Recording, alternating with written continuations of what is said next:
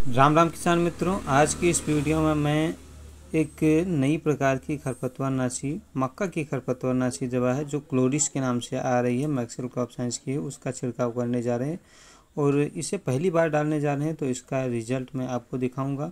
फिलहाल हम 1 बीघे खेत में डालने जा रहे हैं और 1 बीघा खेत जो होता है 1 एकड़ का 5वां हिस्सा होता है। तो इसे हम 3 गिलास पानी में जो है इस घोल को तैयार करने वाले हैं।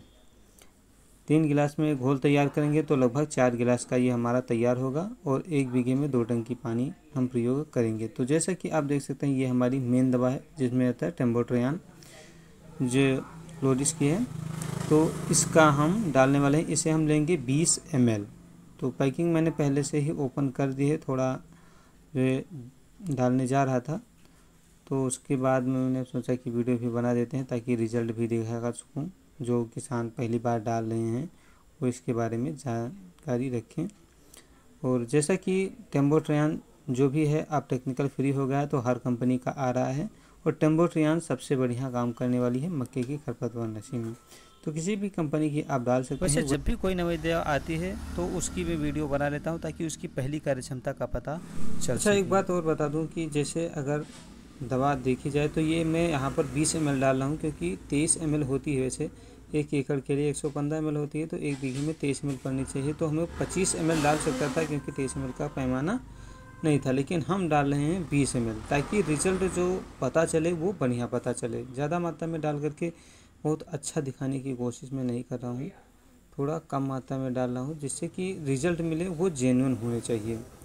और स्थितियाँ मैं आपको सारी दिखाते हुए चलूँगा। तो ये है अट्राजिन पाउडर जो कि 100 ग्राम है। एक बीघे में 100 ग्राम ही लगता है क्योंकि 1 एकड़ में 500 ग्राम लगता है। और यह होता है ताकि जो खरपतवार ख़त्म हो जाए, कुछ को झुलसाने का काम चौड़ी पत्ती के ज़्यादातर जैसे होते हैं उन्हें झुलसाने का काम करता है और पुनः अनाज उगाने के लिए भी काम में आता है। और इसे हम अच्छी तरीके से मिला लेते हैं। और आपको बता दें कि मिलाने का क्रम जो मैं डाल रहा हूँ वैसे ही आपको करना है। सबसे पहले टेम्बोट्रियान डालना है, उसके बाद में पाउडर डालना है, उसके बाद में आपको सर्फेक्टेंट डालना है।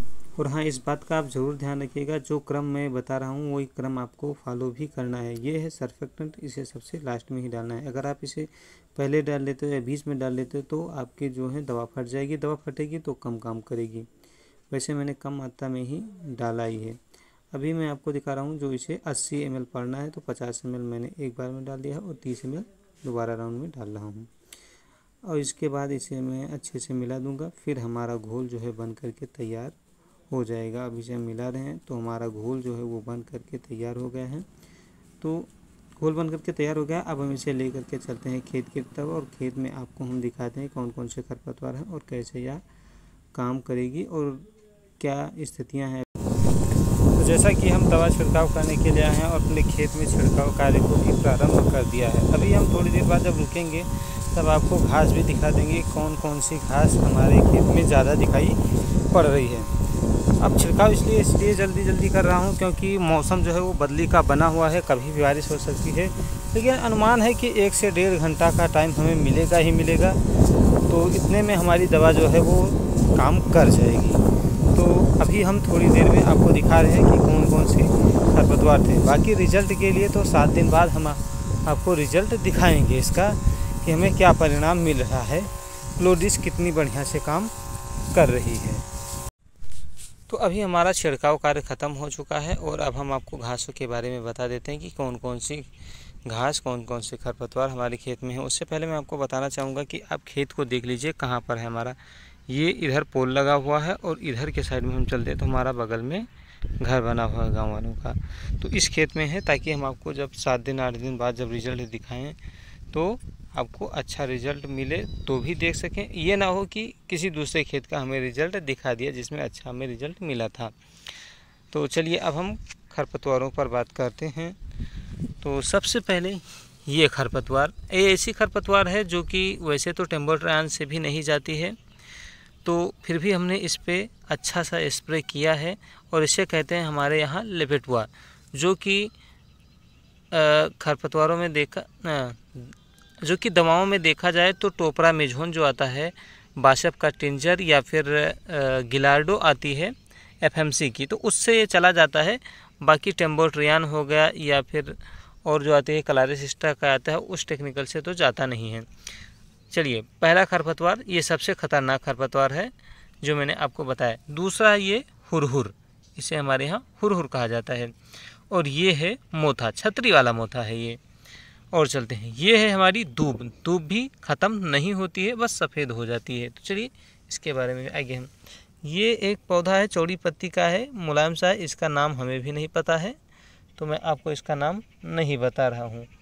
आगे और बढ़ते हैं और देखते हैं कौन कौन से खरपतवार और हैं।